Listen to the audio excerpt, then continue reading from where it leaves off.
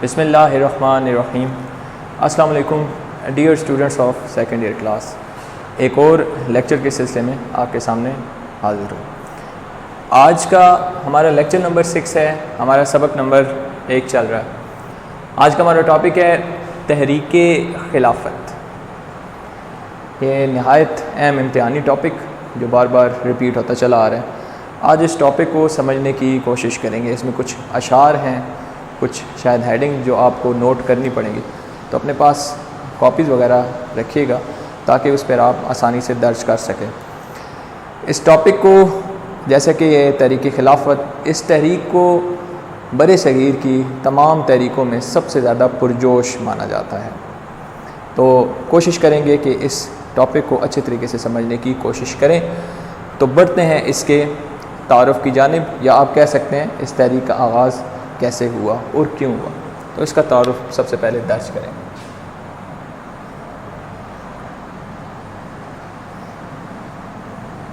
تعارف ہے اس کا کہ جنگ عظیم اول ہوئی اور اس کا آغاز ہوا 1914 میں.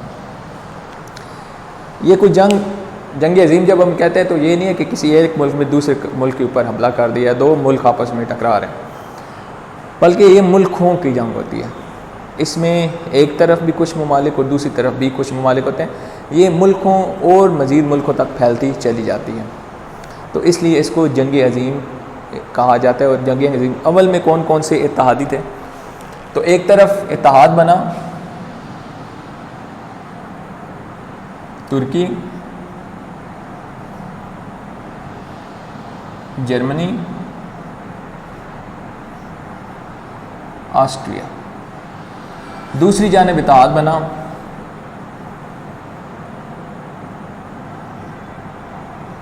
برطانیہ, فرانس اور امریکہ کا. 1914 میں شروع ہونے والی جنگ عظیم کا اختتام ہوتا ہے سن 1919 میں.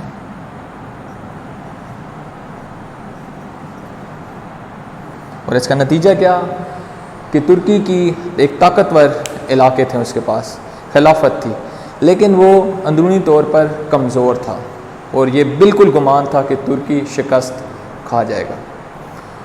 ترک یعنی کہ ترکی جو سلطنت تھی وہ کہاں سے کہاں تک تھی؟ مشرق وسطی سے شروع ہو کر شمالی افریقہ تک اس کی سرحدیں جاتی تھیں. حجاز مقدس مکہ و مدینہ بھی ترکوں کے انڈر تھے, ان کے نگران ترک تھے. تو یہ تھوڑا علاقہ نہیں, بہت ہی وسیع علاقہ تھا. اب ترکی کو جب شکست کا یہ سلسلہ شروع ہوا اور نظر آنے لگ پڑا کہ ترکی شکست کھا جائے گا, تو اس کے ساتھ بہت سی چیزیں جو ہیں وہ مسلمانوں کے ذہنوں میں گردش کرنا شروع ہو گئیں. خلافت, خلیفہ, جغرافیائی سرحدیں, حجاز مقدس. تو یہ تمام چیزیں جب سامنے آئیں تو یقینی طور پر دنیا بھر کے مسلمان اس کے لیے ایک تیار ہونا شروع ہوئے کہ یہ چیزیں کوئی اچھے نہیں ہو رہی اور ان چیزوں کو روکنا چاہیے. برِ صغیر میں ان چیزوں کی روکنے کے لیے جو تحریک شروع ہوئی اس کو ہم کہتے ہیں تحریک خلافت. کیا کہتے ہیں؟ تحریک خلافت. اب اس کے بعد ہمارے پاس جو ہیڈنگ آتی ہے وہ ہم اس میں دیکھتے ہیں کہ آپ سمجھ لیں کہ اس میں ہم پہلی ہیڈنگ یہاں پر بنا رہے ہیں خلافت کمیٹی.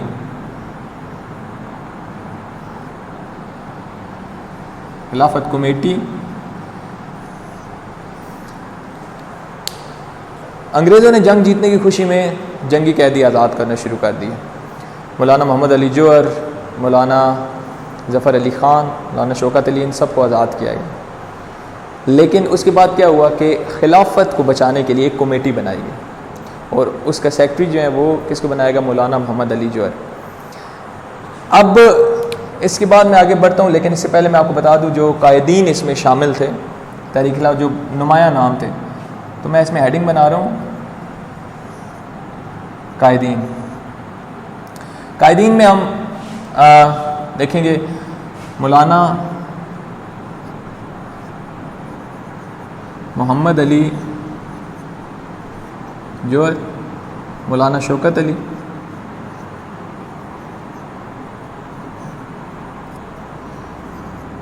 ابوالکلام آزاد،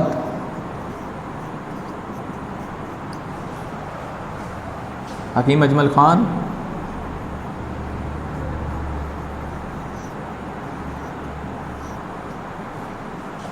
حسرت موہانی، یہ بڑے لیڈر جو ہیں یہ اس میں شامل تھے۔ کمیٹی منظم کی گئی۔ اب اس کے بعد ملاقاتوں کا سلسلہ شروع ہوا۔ تو ایک وفد برطانوی وزیر اعظم سے انہوں نے ملاقات کی۔ تو میں یہاں پر ہیڈنگ بنا رہا ہوں، وزیر اعظم برطانیہ سے ملاقات۔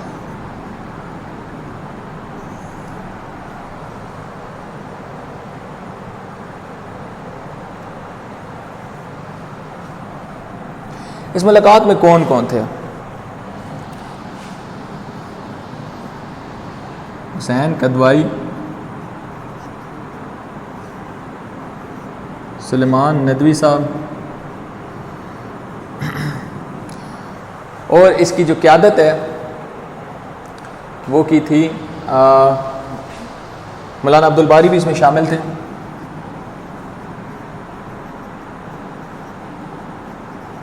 اور قیادت تھی مولانا محمد علی جوہر۔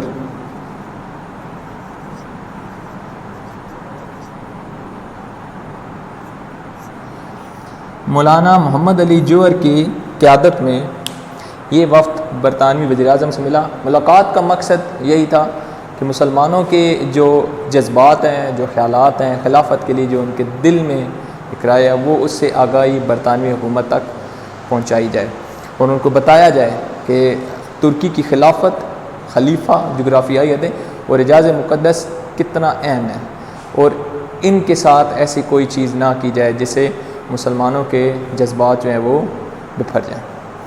لیکن یہاں پر ایک بات بڑی عجیب ہے، اور وہ یہ کہ آپ خود سوچیں، جب ترکی کی جنگ میں ایک طرف اتحادی جرمنی، آسٹریا اور ترکی ہیں، اور دوسری مخالف برطانیہ، فرانس اور امریکہ ہیں، تو مسلمان برطانیہ والوں کے پاس ہی جا رہے ہیں کہ آپ ترکی کو کچھ نہ کہیں۔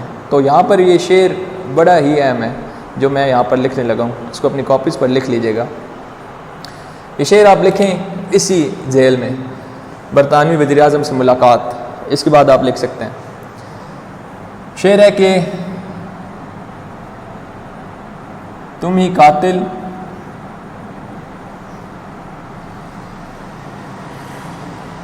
تم ہی مخبر،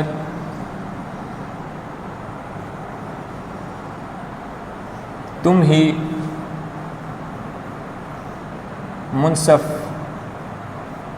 ٹھہرے، اقربا میرے کریں خون کا دعویٰ کس نے۔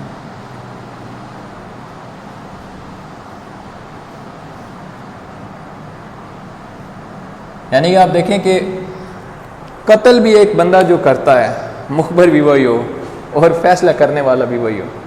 یہ بات کیا آپ کو اس پر سوٹ ہوتی نظر آتی ہے؟ یقیناً آتی ہے۔ ترکی کو شکست، ترکی کے ساتھ جنگ، اور ترکی کے ساتھ آنے والے جو واقعات ہیں وہ کس نے کرنے تھے؟ وہ برطانیہ تھے۔ تو ہم لوگ یہ ہماری سادہ لوئی مسلمانوں کی سمجھیے کہ تم ہی قاتل ہو، مخبر بھی تم ہی ہو، منصف بھی تم ہی، اقربا میرے کرے خون کا دعویٰ کس پر۔ کہ جب قاتل خود انصاف کر ہے، سب کچھ کر ہے، تو ہمارے جو عزیز ہیں ہم کس کے اوپر الزام لگائیں کہ ہمارے ساتھ یہ واقعہ کس نے کیا؟ یہ خود مسلمان جانتے تھے کہ برطانیہ والوں نے یہ سب کچھ کیا تھا، لیکن ہماری سادہ لوئی کہ ہم ان کے پاس ہی خلافت کی بھیک مانگنے پہنچ گئے۔ یہ بات یہاں پر ختم نہیں ہوتی۔ اس کے بعد ہم کوشش کریں گے کہ یہاں پر مقاصد کی طرف بڑھیں۔ یہ میں ختم کر رہا ہوں تاکہ اسپیس آپ کے سامنے رہے۔ یقیناً آپ نے اس کو نوٹ کر لیا ہوگا۔ اس کے بعد ہمارے پاس بات آتی ہے مقاصد کی۔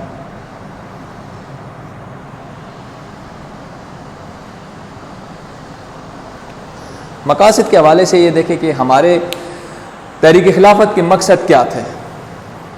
تو پہلی بات کیا تھی، میں شارٹ لکھوں گا. ترکی بحیثیت کیا، ترکی ایک اس کی جو حیثیت پہلی کی تھی وہ قائم رہے، یعنی کہ ایک مملکت قائم رہے. اس کی جغرافیائی حدیں ویسی ہی ہوں جیسی اس کی پہلے تھیں، اس کے ٹکڑے نہ کیے جائیں. ترکی بحیثیت مملکت قائم رہے جیسے کہ وہ پہلے تھا، مشرق وسطی سے لے کر شمالی افریقہ تک. اس کی حدیں جو ہیں وہ ویسی برقرار رہیں جغرافیائی، اور اس کی مملکت قائم رہے، اس کے ٹکڑے نہ کیے جائیں. دوسری بات،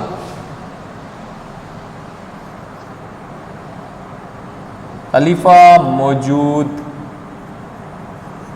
رہے، خلیفہ موجود رہے اور خلافت کا ادارہ بھی محفوظ رہے.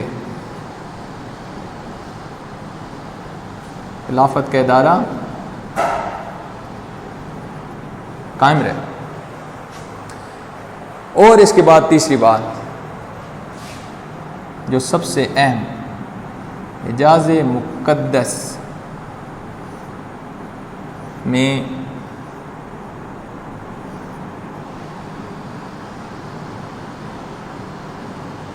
میں غیر ملکی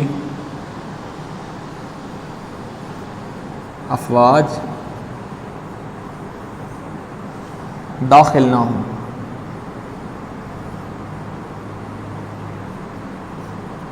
یہ تھے وہ مقاصد. ترکی بحیثیت مملکت قائم رہے، خلیفہ موجود رہے، خلافت کا ادارہ ویسے ہی قائم رہے، اور حجاز مقدس میں غیر ملکی افواج داخل بالکل بھی نہ ہوں. کافر ان پاک جو سرزمین ہے اس پر قدم نہ رکھ سکیں. یہ تھے تحریک کے مقاصد. تحریک کے مقاصد کے بعد ہمارے پاس ہیڈنگ آتی ہے اور وہ ہے سرگرمیاں.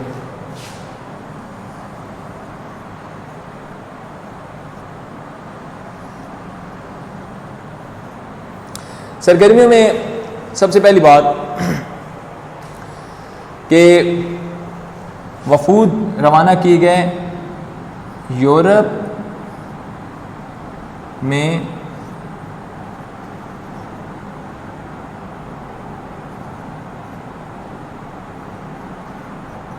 وفود روانہ کیے گئے.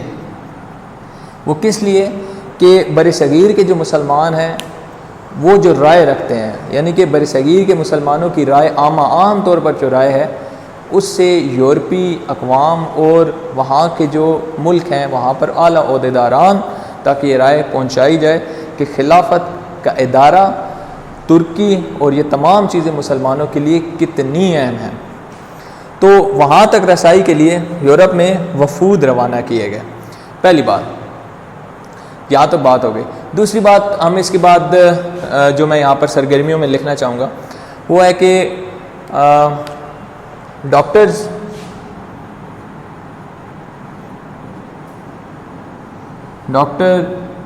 اور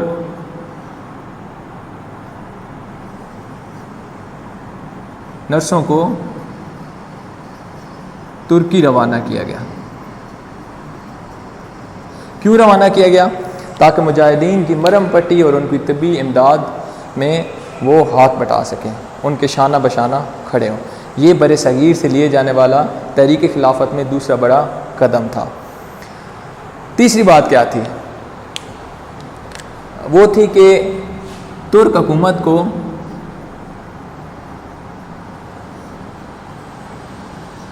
بھاری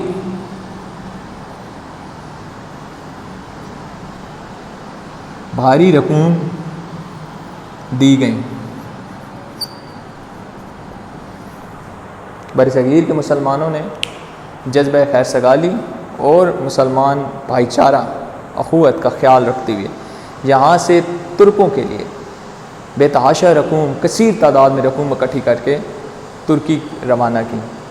ہمارے یہاں کے خواتین نے اپنے زیورات تک بیچ ڈالے تاکہ مسلمانوں پر یہ جو مشکل وقت ہے اس میں مسلمانوں کے ساتھ کھڑا ہوا جائے۔ اس کے بعد کیا تھا کہ جلوس نکالے گئے، جلسے اور جلوس نکالے گئے اور بڑے پیمانے میں گرفتاریاں دی گئیں۔ یہ وہ تمام احتجاج کے اور امداد کے طریقے تھے جو تحریک خلافت کے دوران ہونے والے سرگرمیوں کا حصہ ہیں۔ اس اخوت اور اس بھائی چارے کی فضا کو دیکھتے ہوئے اور خلافت کے تمام چیزوں کو دیکھتے ہوئے، اور خلافت کتنی اہم ہے مسلمانوں کے لیے، اقبال کا یہاں پر وہ شعر مجھے یاد آ رہا ہے اور میں یہاں پر وہ لکھتا ہوں۔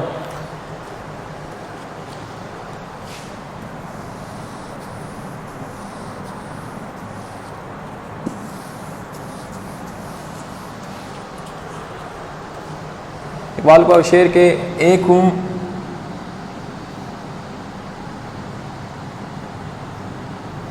مسلم حرم کی پاسبانی کے لیے، نیل کے ساحل سے لے کر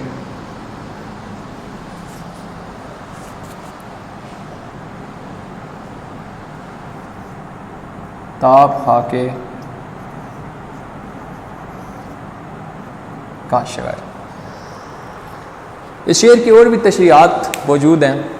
یہاں پر حرم خلافت کو کہا گیا، حرم کی پاسبانی کے لیے، خلافت کو بچانے کے لیے تمام مسلمان کاشغر جو کہ آج چائنا میں ایک علاقہ ہے، اور نیل کے ساحل تک، اس درمیان ہی تمام کی تمام مسلم امت جو ہے وہ موجود تھی۔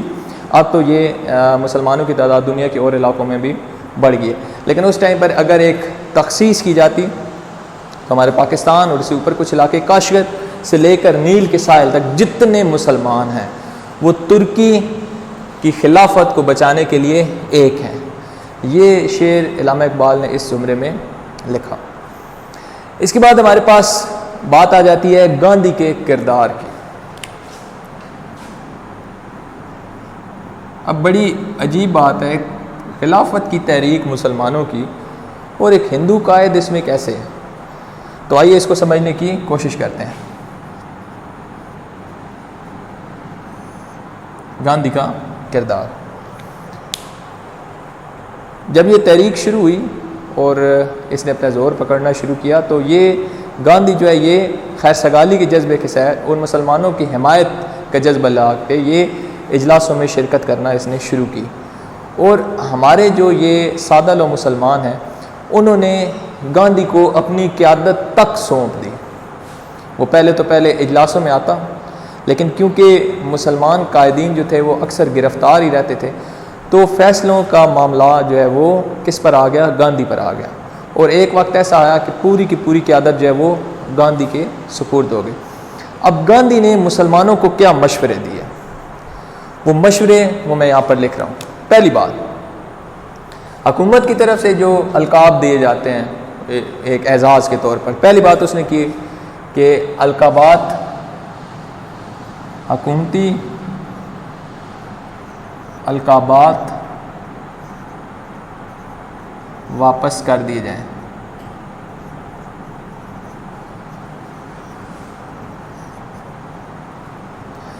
دوسری بات اس نے کہی کہ گرفتاریاں پیش کر دو،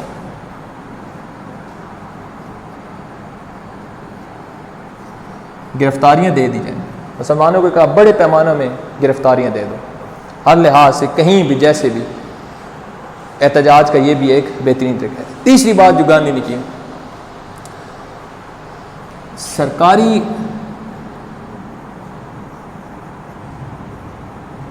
ملازمتوں سے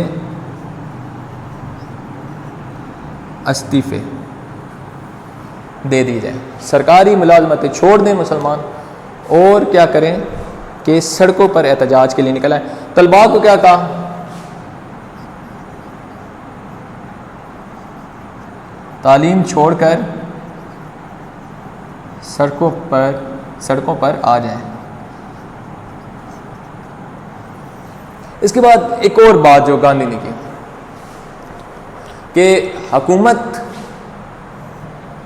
محصول نہ دیں، یعنی کہ ٹیکس محصول نہ دیں، ٹیکسز حکومت کو ادا نہ کریں، حکومت سے ملنے والی امداد سے انکار، حکومتی امداد سے انکار کر دیں، لینے سے انکار کر دیں۔ اور آخری بات جو اس نے کہی وہ کہی کہ افغانستان کی طرف ہجرت کر جائیں۔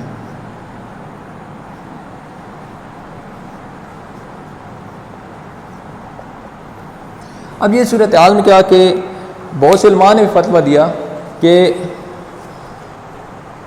یہ اب دارالحرب بن چکا ہے، یہ جنگ کا میدان ہے، یہ علاقہ جنگی ہو چکا ہے، تو یہاں پر مسلمانوں کی چاہیے کہ وہ اس علاقے کو چھوڑ کر کسی پڑوسی اسلامی ملک کی طرف ہجرت کر جائیں۔ افغانستان کا کہا گیا، لیکن جب وہاں پر پہنچایا گیا تو افغانوں نے یہاں کے مسلمانوں کو ویلکم نہیں کیا، ریسیو کرنے سے انکار کر دیا، اور وہ انہی قدموں پر واپس لوٹ آئے جو اپنی جائیدادیں بیچ کر تمام کاروبار ختم کر کے یہاں سے افغانستان کی طرف گئے تھے، وہ مسلمان لٹے ہوئے قافلے دوبارہ سے واپس آئے، اور یہاں پر بر صغیر کو مسلمانوں کو بہت بڑا نقصان ہوا۔ اس کے آگے اگر میں بات بڑھاؤں تو اس میں یہ تھا کہ گاندھی نے وقت دیکھ کر، اور ایک واقعہ ہوا تھا، ایک قصبہ ہے چورا چوری کا، وہاں پر ایک پولیس انسپکٹر جس کے متعلق کہا جاتا تھا کہ اس نے بہت سے لوگوں کو قتل کیا ہے، تو ایک ہجوم جو مشتعل تھا اس نے پورے تھانے کو آگ لگا دی، تو 22 اہلکار اور وہ جو انسپکٹر ہے اس میں مارا گیا۔ گاندھی نے اس بات کو سامنے رکھ کر تحریک سے علیحدگی کا انکار کر دیا، جبکہ تحریک اپنے بھرپور جوش اور جذبے پر تھی، اور وہ جوش و جذبہ جو ہے وہ انتہائی طاقت پکڑ رہا تھا۔ اس وقت گاندھی نے کیا کیا کہ تحریک سے علیحدگی کا کہہ دیا۔ تو اسے آگے ہم بڑھتے ہیں کہ اس کا انجام کیا ہوا، تو وہ میں یہاں پر آپ کو کچھ چیزیں یہاں پر لکھ دیتا ہوں۔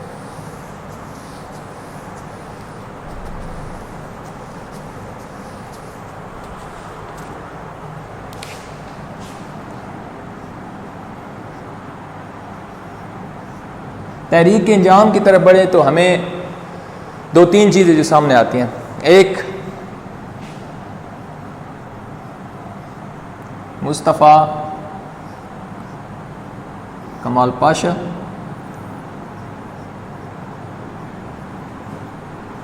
مائد الوازن،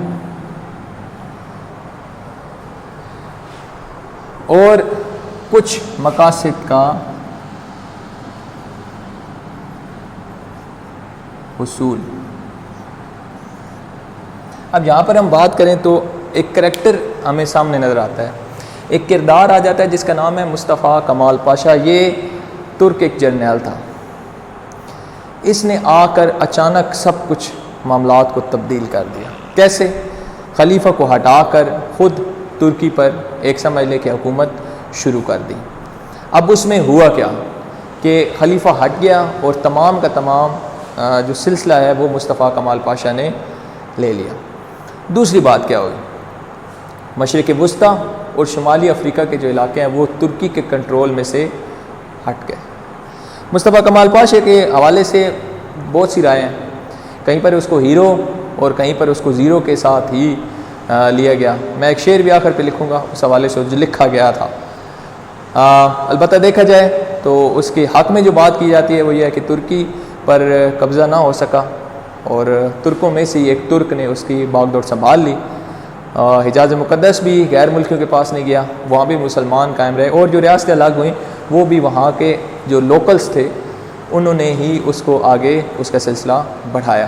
تو یوں اگر دیکھا جائے تو مقاصد جو ہے کافی حد تک حاصل کیے گئے جو کہ کہا گیا تھا، اور حجاز مقدس آل سعود کے پاس آ گیا، جو بعد میں اب ہم سعودی عربیہ کہتے ہیں، وہ آل سعود کا یہ علاقہ، تو آل سعود نے یہ اس کی باغ ڈور سنبھال لی۔ ترکی الگ ایک ریاست بن گئی، اور مشرق وسطیٰ اور شمالی افریقہ کے علاقے جو ہے وہ الگ الگ ملک بن گئے۔ مائد الوازن ہو گیا، ٹھیک ہے، ترکی کے اوپر بھاری تاوان جنگ بھی عائد کیا گیا۔ اس کے حوالے سے جو میں شعر لکھنا چاہتا ہوں وہ لکھا تھا کسی نے، چلے اس میں یہاں پر تذکرہ کیے دیتا ہوں. وہ تھا چاک کر دی خلافت کی قبا ترک مرد نادان، سادگی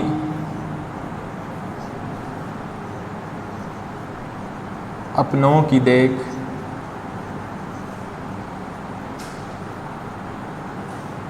غیروں کی عیاری بھی دیکھ. یعنی کہ جو خلافت کی چادر تھی وہ ایک ترک مرد نادان نے اس کو پھاڑ دیا، اس کو ختم کر دیا. سادگی اپنوں کی دیکھ غیروں کی عیاری بھی دیکھ، یعنی کہ جو مسلمان سادہ لوگ ہیں ان کی سادگی کو دیکھیں، اور غیر یعنی کہ انگریزوں کی طرف اشارہ ہے کہ انہوں نے کیسی سازش کھیلی کہ خود مسلمانوں کے ہاتھوں ہی ان کی اپنی خلافت کو توڑا، نہ کہ خود یہ کام کیا. لیکن آپ کو یہ ٹاپک سمجھ آ جائے گا. اس کا جلدی سے میں ایک دوبارہ سے آپ کو یہ بتا دیتا ہوں. اس کے تعارف میں جنگ عظیم اول کا تذکرہ اور اتحادی کون کون تھے، اس کا اختتام، اس کے بعد خلافت کمیٹی، اس کے قائدین کس کے ملے اور کون کون سے قائدین تھے. میں شعر آپ لکھیں گے، اس کے بعد اس کی سرگرمیوں کے متعلق آپ بتائیں گے، اور آخر پہ گاندھی کے کردار کے بعد اس کے انجام کو بھی لکھیں گے. یقیناً آپ کو یہ ٹاپک سمجھ آ چکا ہوگا. اسی کے ساتھ اللہ حافظ.